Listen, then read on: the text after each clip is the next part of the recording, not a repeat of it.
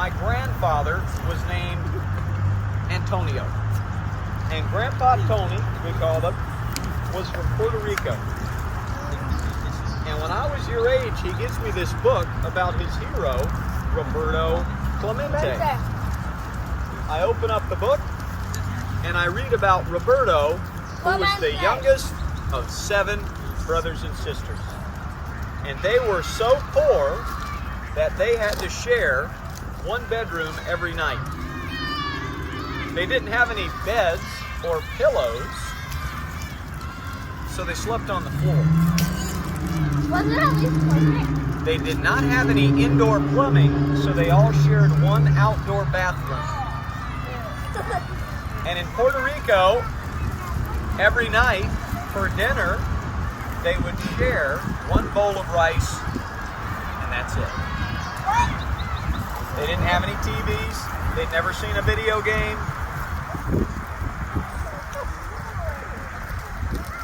They walked wherever they went, but their parents worked very hard to put that roof over their head and provide that rice.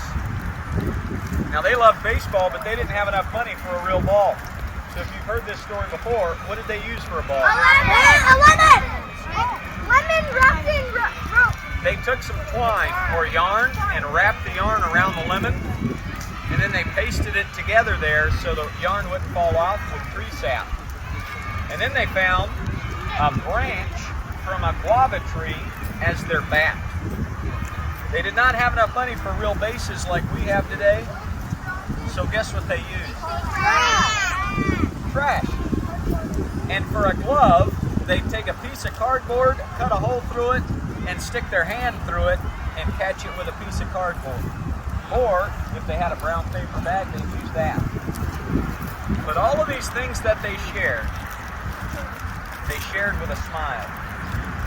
They were very happy, and they were thankful that they had a lemon and a stick and a bowl of rice. They were happy they didn't have to sleep outdoors. They had a roof over their head. Now, at the age of 8, Roberto goes to his dad and he says, "Hey, Dad, I'd like a bicycle." His dad worked 40 hours a week in these fields called sugar cane. And it's a very difficult job where you have these long sugar cane stalks and you use this big machete type thing to cut sugar out of the sugar cane stalks. And sometimes young Roberto would help his dad in those fields, and the kids smelled like sugar. So they called him Sweetness. His nickname was Sweetness. His dad didn't have extra money for the bike. Did Roberto complain? No. Did he throw a fit? No. Thank you, Dad, for all the hard work you do for us. And then the kid goes to the neighbor's house. Knocks on the door and says, "Hi, neighbor, I'm 8 years old. I'd like a job." She gives him an empty jar, and he walks 2 miles and fills it up with fresh milk. Brings the fresh milk back. For those of you that have heard the story, how much money did he earn? 1 penny! The neighbor gave him 1 penny, and he looks at that penny and he says, "Yeah!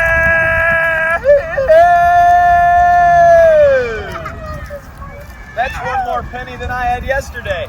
I'm so proud and happy, I'm going to go put it in my piggy bank." The very next morning, same thing. Knocks on the door. What does she give him? A jar! Empty jar. What's he fill it up with? Milk! Fresh milk. Brings it back. How much money? 1 penny! What does he say?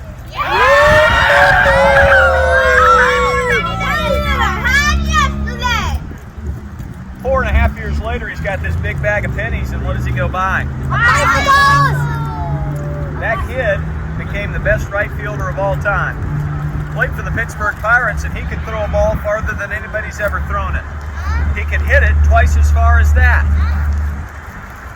But I remember my grandpa Tony telling me something when he gave me the book. He said, "Grandson, pay attention to what Roberto does when he's not playing baseball."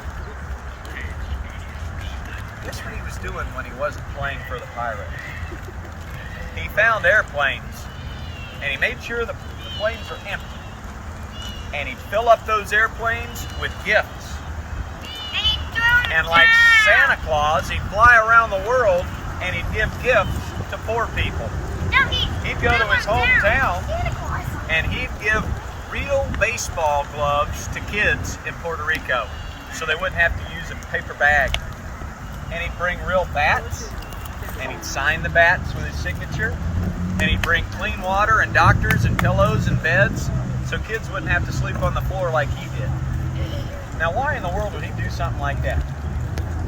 Mike Trout? He didn't want other people to experience what he did. He experienced it, and it was not fun. And he didn't want other kids to have to experience that too. So he did whatever he could to make kids happy. Very nice. So nice that Major League Baseball created an award called the Roberto Clemente Award. Guess what you got to do to win that award? You got to be the kindest person in baseball. The guy who signed my drum, Rod Carew, he won that award. He was from Panama, just like Mariano Rivera. He used a cardboard piece for a glove. I like that, Rod Carew. You've got him on your shirt too. I like that. Did? Epic. Rod Carew came to my sandlot just like he came to Home Run Derby's practice, and he signed autographs and talked to all the kids. Guess what his favorite award is? Roberto Clemente Award! I've gotten to meet Ozzie Smith, best shortstop I've ever seen play. Guess what his favorite award is? Roberto Clemente Award! I got to meet Clayton Kershaw, Cy Young Award-winning pitcher. But he loves the Roberto Clemente Award, just like Albert Pujols and Anthony Rizzo and John Smoltz and Tony Gwynn, and the first ever Roberto Clemente Award winner. Anybody know? Roberto Clemente! Really nice. Because Roberto didn't win his own award, he's just the namesake. The first to win it in 1972 was Willie Mays. Oh yeah. Willie Mays plays for the Giants. And if you're playing in this game out here, It's called the Roberto we're calling it the Roberto Clemente game. And it's the same game you'll play on that field over there. Instead of a lemon, we use a tennis ball. Instead of a glove, we use our bare hand. And we share one bat instead of a stick, and we call it the Roberto Clemente game. So the group that was just playing in the dirt, you'll be playing out here now, and you'll be playing the Roberto Clemente game. If you're in Poet's game over there, you're going to leave your gloves in the pile and play with a bare hand.